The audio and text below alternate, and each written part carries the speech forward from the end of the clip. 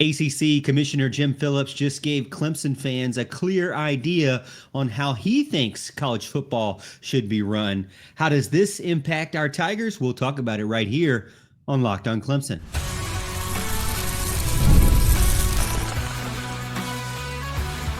You are Locked on Clemson, your daily podcast on the Clemson Tigers. Part of the Locked on Podcast Network, your team every day. What's up, Tiger fans? Morgan Thomas here, Clemson fan, Clemson grad, host and producer of Locked on Clemson, and part-time host and producer over on 105.5 FM The Roar. Thank you so much for making Locked on Clemson your first listen every day. We're part of the Locked on Podcast Network, your team every day. If you're new to the show, be sure to hit that like and subscribe button so you never miss an episode. And if you're an everydayer, well, you know how we do it here on Locked On. Exclusive Clemson content Monday through Friday every single week. And in between episodes, don't forget to follow me over on X, where we can talk about all things Clemson whenever you want. Today's episode is brought to you by Gametime. Download the Gametime app, create an account, and use code LOCKEDONCollege for $20 off your first purchase. Coming up on today's show, we're going to talk about what ACC Commissioner Jim Phillips had to say in the recent media day and how he feels college football should be ran and the new changes to the ACC. Now, Clemson is still the crown jewel of the ACC, the best team in the ACC, the reigning champions from the Atlantic Coast Conference. So our opinion, Clemson's performance, and how things will go really revolve a lot around Clemson right now. And we know also Florida State as well. When things aren't going our way, we make our name and our voices heard as a fan base and our board of directors as a university. The ACC definitely listens. So we know that. Now, the commissioner and Jim Phillips is actually, for the first time in a long time, kind of fighting for what I believe are the right things for the ACC in order for them to continue to be viable champions or in the college football playoffs. If the Tigers continue to handle business as Dabo Swinney's teams typically have done, then there shouldn't be too much of a problem to continue on the winning ways and to get into the playoffs as we're used to.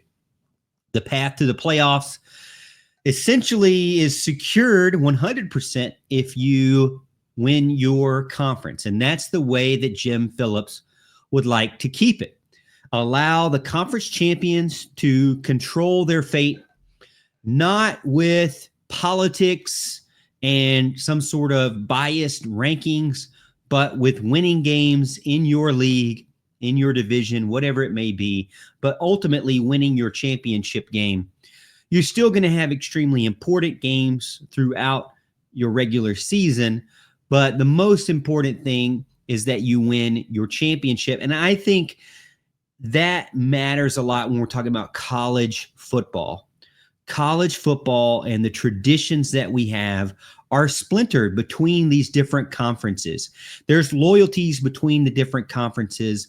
And the more in the offseason we talked about one or two conferences getting more bids than another, I physically was frustrated and disgusted by that, because I know that the more automatic bids you have, that gives you an extreme amount of leverage compared to the rest that are left out without that many automatic bids.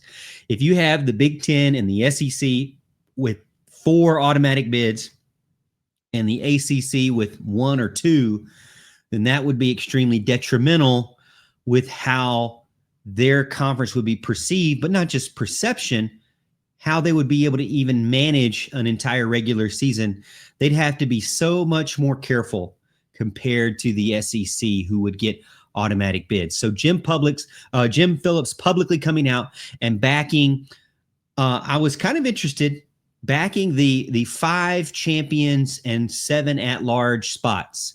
I thought that was kind of interesting to say the least. I mean, right now we really only have 5 or 4 power conferences, and then the 5th, I guess, would be your group of 5. So it wouldn't really be the whatever they are right now.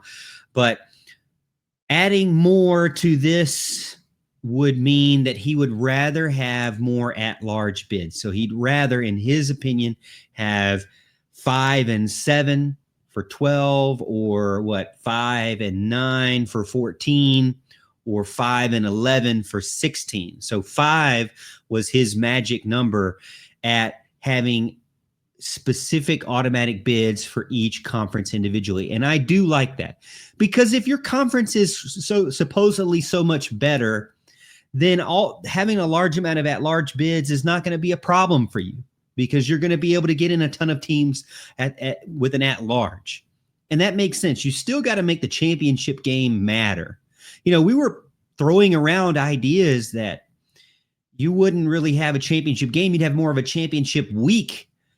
And then whoever the winners of that week would be, or weekend, those teams would get in. Multiple teams would get in if you had multiple automatic bids. So you would have kind of your own little tournament. And then that, to me, would be detrimental for the other conferences that weren't able to get that, and also that had to kind of play much more conservatively just to get that 1 or 2 spots that they had. For Clemson, though, we still know the main thing is the main thing is the main thing.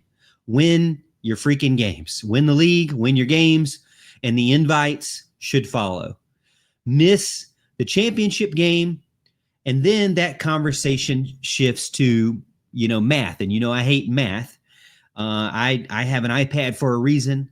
I have a flight bag for a reason. I don't want to have to do the math myself. It's 2025.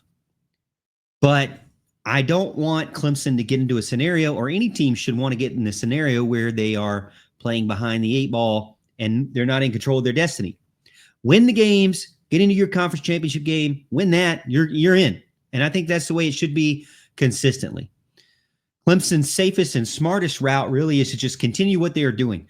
Recruit at the highest level, build and develop at the highest level, win the ACC, dominate the ACC, and that's an auto bid right there.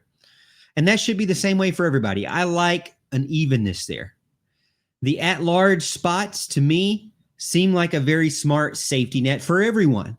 Not a specific jockeying strategy like we were talking about this offseason with all the possible playoffs that you could get.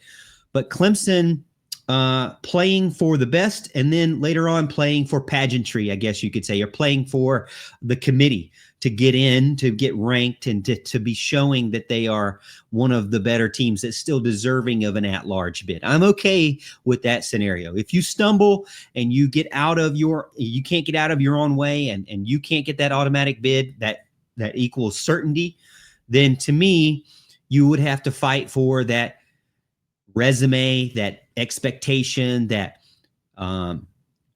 strength of schedule, that margin of victory, whatever it is that comes with being an at-large bid.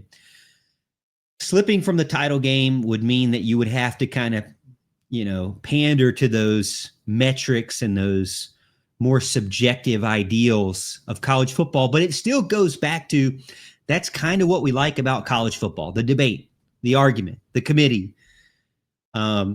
Even when it came down to computer programs, there was still a bunch of debate, arguments, and demand for some subjectivity and seeing what you see versus what a computer tells you. To me, I like this. I think the less you can have surprises, or the less you can have another conference have more leverage than your conference, that's extremely important. It is nice to know that the commissioner, although frustrating me at times, many times, that he is at least fighting for the fact that there should be even at-large bids across the country, across conferences, that one team shouldn't get more than the other and bully the other conferences out of it. Protecting automatic bids is extremely important for the ACC, for Clemson, and their ability to continue to schedule appropriately and schedule as well as they've been able to. Recruiting as well, because you don't want another conference to have multiple opportunities to get into a playoff scenario, whereas you only have one.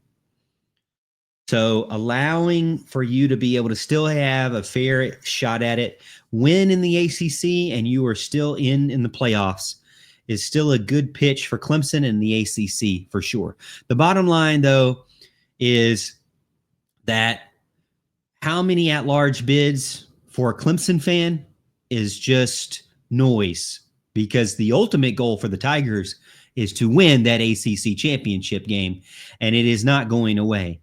That is what we have as our number one. I know it's what you have as your number one as well. All right, we're going to continue this discussion.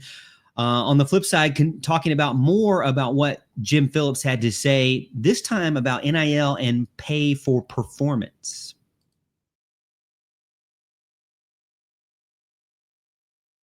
Have you ever decided at the last minute to head to a ball game with your friends or family? Maybe it's game day and you suddenly realize that you want to be in the stands. Well, that's exactly where Gametime comes in. It's the easiest way to grab last-minute tickets without all that stress. With the money you save on tickets, you can splurge on food, drinks, merchandise, and even get more people to go with you. Gametime makes that all possible. Gametime makes buying tickets fast and simple. Prices on the app actually drop as you get closer to the first pitch. They've even got incredible last-minute deals, clear seat views, and lowest price guaranteed that takes the worrying out of buying. A couple of Saturdays ago, I told you that my friends were going to that Clemson baseball game, and man, I'm telling you, they went into the Gametime app. They got 4 seats, no problem, third base line, less than face value. They saw exactly what they were going to get, and everything was in their phone in like 10 minutes or less, and they had more money for those Bojangle biscuits, as you love. You know we love those. So take a spur of the moment situation idea and make it into a great experience. Take the guesswork out of buying tickets with Gametime. Download the Gametime app, create an account, and use code LOCKEDONCollege for $20 off your first purchase. Terms apply. Again, create an account, redeem code LOCKEDONCollege for $20 off. Download the Gametime app today. Last minute tickets, lowest prices guaranteed.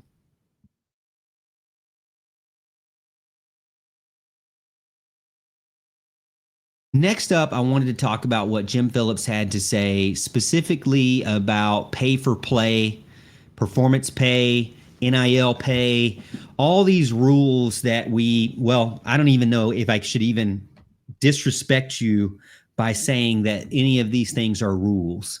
It is NIL and pay for play is kind of loosely ran by rules, I guess. But one thing he mentioned is that the performance pay, which we talked about with Florida State and Clemson, getting their push for getting paid more for the performance on the field, but also their viewership as well. And Jim Phillips came out and said the biggest thing for him that he likes is that you continue to have an incentive for winning games. You continue to have an incentive for drawing more viewers. Do those two things: win games, draw more viewers, and get paid more money. Well, hey, I mean, if I'm telling you this right now and you're a Clemson fan, are you worried? I'm not worried. I know you're not worried. Win games, check. Dabo can do that. Bring in the viewers, check. Clemson can do that, win or lose. I mean, we're going to bring the fans, that's for sure. Do those two things, get paid. That's in Clemson's wheelhouse. Performance-based revenue is exactly what Clemson demanded, exactly what they got. That revenue sharing model is now part of the ACC, and really other conferences have kind of looked in and said, wait a minute, Clemson and Florida State going to make more because they bring more viewers in, because they win more games? Why are we sharing everything equally with all these scrubs at the bottom of their conference? And I'm not just talking about the Big 12. I'm talking about the SEC and the Big 10 are saying these things as well. Why are the bottom feeders getting the same amount of money as we are? That's ridiculous. We should be getting an advantage. Clemson's getting an advantage. Florida State's going to get an advantage, or whoever else is going to be able to be at the top of their conference. But this performance-based revenue sharing, to me, is the right way to go. And one of the, honestly, the best things that's to come out of college football, and it came out of the ACC. Now, the unfortunate thing is that their media rights deal stinks out loud to the fact that it really doesn't matter as much. or you're fighting to stay relevant with the other conferences that are paying everybody equally. But at the end of the day, I do think it's the right way to go. It's an arms race. It's an arms race in college football. Clemson has been ahead of the curve. Mostly, they cannot afford to be behind that curve at all. Clemson needs to be able to win, and they need their conference commissioner to be behind them, and it seems as if he is. Now, Jim Phillips praised the ACC's success on being able to bring in more viewers year over year and be able to bring in this distribution model based on that viewership.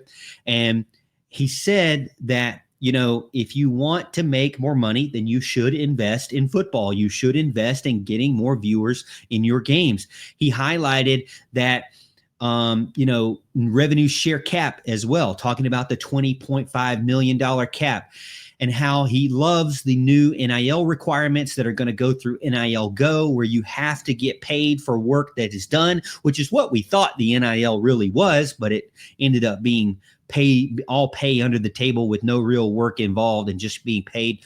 We said don't pay for play, but we were paying for play. Now we're like, okay, you're going to pay for play no matter what. Let's at least make pay for play legal and controlled. And I like that for sure. He seems to like that as well. They've mentioned hiring a CMO, a chief marketing officer, chief branding officer. I even thought, if I was not trying to be a pilot myself, my old days of being a marketing senior manager and a Clemson MBA grad, maybe I could, apply for that job. But no, the days of the cubicle are behind me. The days of the office politics are behind me, especially college football politics. I'm nothing but blue skies and tailwinds for me anymore. That's for sure. So I can't do that job, but maybe there'll be a really good qualified person to get into that role and push for more exposure. Clemson doesn't need it as much. Clemson does a really good job branding themselves and marketing themselves, and they have been for years. But the other teams in the ACC do need a little bit of help. They kind of stink at it, and they have talent. They have been able to have success on the football field and the basketball court. But, it's like a one and done type thing where they can't continue it like Clemson. Even the best of the best in the ACC have seemed to struggle behind Clemson, which I'm all for. But if you're going to stay in the conference as the commissioner, it seems as if you would want everyone else to kind of get a little bit better along the way, for sure. Clemson benefits more than almost anybody else in the ACC because how big their football brand is, how big they deliver in ratings, because you've got people like you and me go in and we watch these games over and over and over. We attend these games and pay big money for it. And Dabo Swinney delivers. He doesn't flop for the most part. He wins big games. He wins rivalry games. He wins away games. Clemson fits perfect into this new money model.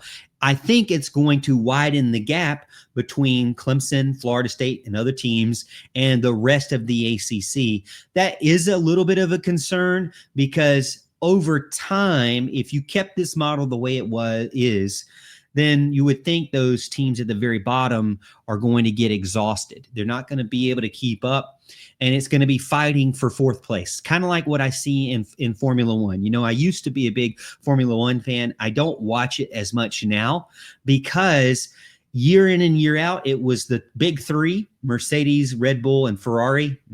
Ferrari loosely. Now it's McLaren, but it was the big three, big four now. The rest of them were really not fighting for anything. The rest of them had no chance from the start, no chance from qualifying year in and year out, but they still put money into it. And I do feel like the mid-tier, bottom-tier ACC teams, with the revenue gap that they already have with the other conferences, and then now this additional gap that they're going to get because they're not winning as many games and not having as many viewers, that's going to hurt the conference bottom part of the conference and possibly the conference as a whole. So it is a long-term concern, even though I'm not worried about it from a Clemson standpoint. If you're going to stick with the conference, which my ultimate goal would be not to stick with the conference, but if you are kind of hurting the rest of your conference if their piece of the pie is going to be even worse. If Clemson is the top of the pie, the majority of the pie, and they're just fighting to stay relevant with the Big Ten and the SEC's contracts, what are those guys in the back doing?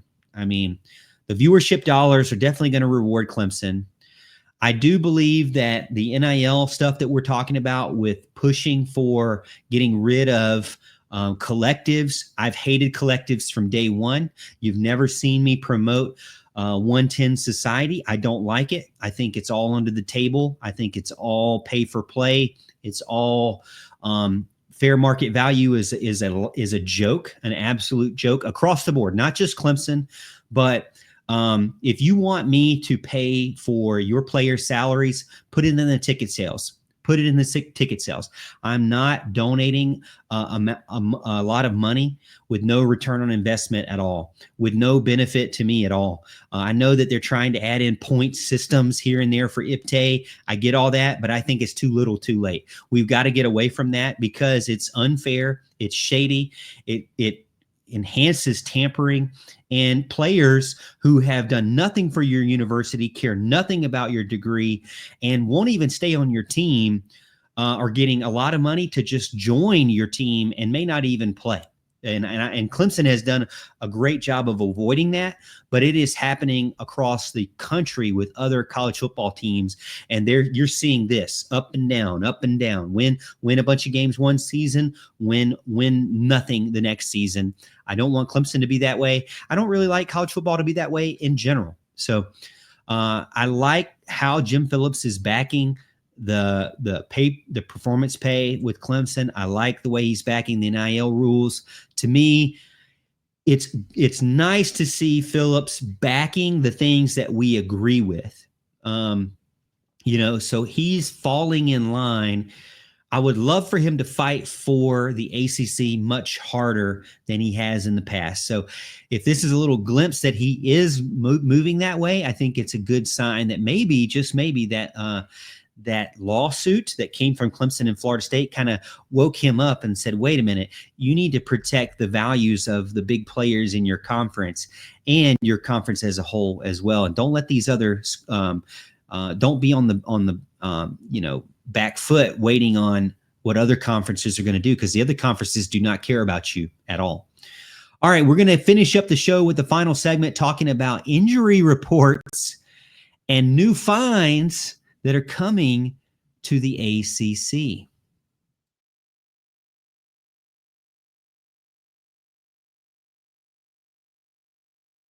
Yeah, you heard me right. Dabo Swinney is not going to like this.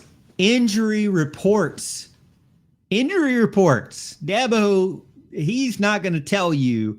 Now, maybe you don't know this because you're not in the media, but man, for me, that I got into the media and I started wanting to figure out who was playing when and where. I know if you're a diehard, you get to the stadium and you're looking at that scoreboard and you're thinking, are they going to do the starting lineup on this board?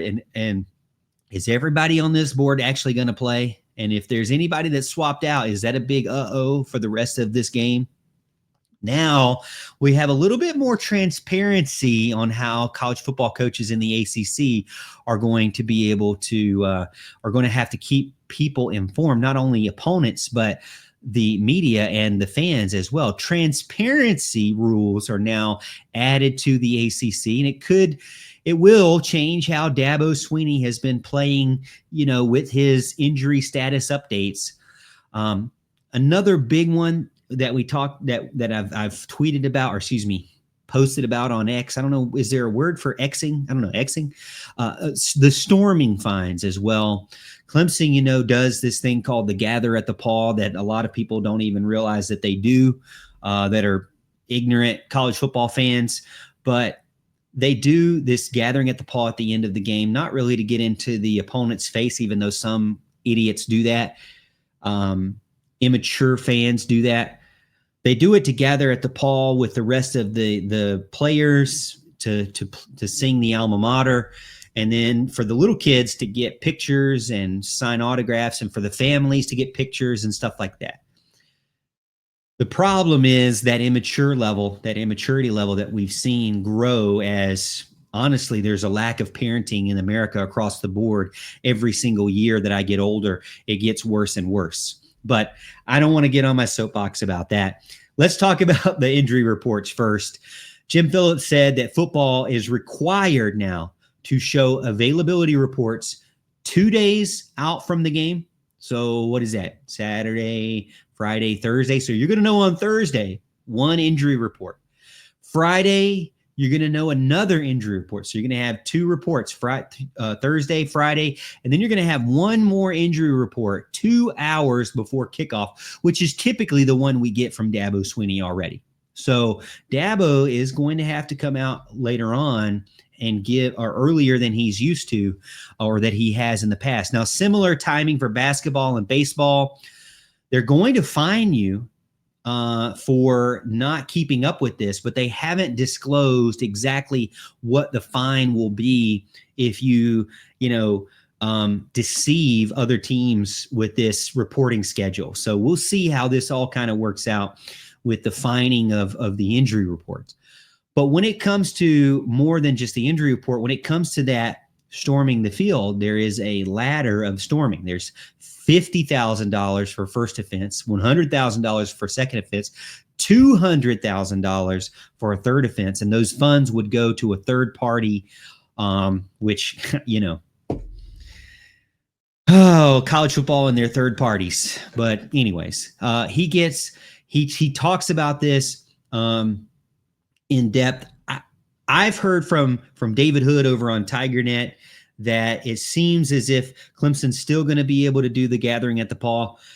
Personally, I can't say I've done it more than once. I'm a military guy, I'm an Army guy, but even before I was that, as a kid, I always felt weird. I'm not the type of person, if I see Tom Cruise on the side of the road, I'm not going to stop everything and go give him a hug, and try to get a photo. I just, if anything, maybe kind of awkwardly wave, Tom, or whatever, and just keep driving. I saw Taj Boyd eating out at a local restaurant, and my wife said, "Oh, you should go over there and talk to him and tell him who you are and all this stuff." And, I was like, no, I don't care. I don't think he cares. I don't care. I don't want to bother him. I saw Trevor Lawrence at the grocery store one time. I mean, it was amazing. It was awesome. Dude's like freaking, a Greek god, super tall. I don't want to bother him. Even when I'm interviewing guys, like when I interviewed Phil Maffa or other players throughout the years as a member of the media, I just don't like bothering guys. I like to get to my point and move on to the next guy. I don't like drooling over anybody, really, other than how much I really appreciate Dabo Swinney. Now, I'll definitely drool over Dabo Swinney because I think that he has been a great head coach. I think that he is a great leader of men, and I think that he's a good example, or at least tries to be a good Christian example of what a Christian man should be, a Christian leader of men should be. Is he perfect? Is he flawed? Yes. And I also say I'm that way as well. But I do like the way Clemson has done things. When it comes to the storming of the field, though, I do worry about how the fan base will do. Because for me, it's never been a big thing. But for other fans, I know it's been a big thing. The problem where it gets into is when you make it a part of what you want to do, or you make you the center of the attention. You are not the main character in the story of life. You're the main character in your own life. But for 80 to 81,000 fans, 82,000 fans out there, you are not the center of attention in a football game on a Saturday afternoon or Saturday night. And, I know your mom and dad don't want to tell you that, but you are not the most important person in the world outside of your own bubble. And so you see a lot of these young kids, and I get it when you're a little kid, but still that's bad parenting to just let them jump the wall. When it's a college kid, again, it goes back to parenting and just not explaining, hey, you're not the center of the universe. That's my biggest worry from this storming of the field thing, from still allowing the gathering at the Paul. How big of a knucklehead are you going to be? And maybe I'm just an old man, get off my lawn guy here by saying all this, but can I really trust the public at large to do what Clemson wants you to do? Because what I think is going to happen, based on the article I read from David Hood, is that they're going to allow, you're not going to be able to jump over the wall, or you shouldn't do that, but they're going to allow the opposing team to get their handshakes in and walk off the field. They're going to allow Clemson players to walk off the field because guess what? Whether you like it or not, there's some players that don't really want to do that. And that's okay. And whoever's still out there, then they're going to allow a funnel through one area, possibly, I'm assuming the hill, towards the paw. And again, it's not all about you rushing as fast as you can to knock over our star offensive lineman, if you could even do that. Let's say our star punter, knock him over and then ruin him for the rest of the season. But if you make it about gathering at the paw, about a family environment, about the alma mater, about win or lose, you're in it together, then I'm okay with that. But if it's all about, hey, how fast can I get to the paw even before the game is over with, then you're just being selfish, and can I trust the greater good of the public to actually follow the rules? I really don't know. I really don't know. Maybe I am just that old man that's get off my lawn type guy, but I don't know if I can trust you. Can I trust myself? Oh yeah, I can trust myself. For believe it or not, I would much rather be at home watching it from the best seat of the house, as my dad says, which is on television because you can see replays of things. But for the big games, I would definitely want to be in the stadium. But again, it's not about you. It's about enjoying the whole experience and making it best for everyone. Hopefully, Clemson fans, I'm going to trust you to do the right thing and continue to protect the gathering at the paw tradition. Just hold your horses when it comes to jumping the fence and getting there first, because who cares, right? I'd much rather be able to keep this tradition than a bunch of knuckleheads getting there first and ignoring the rules, and then ultimately Clemson getting fined.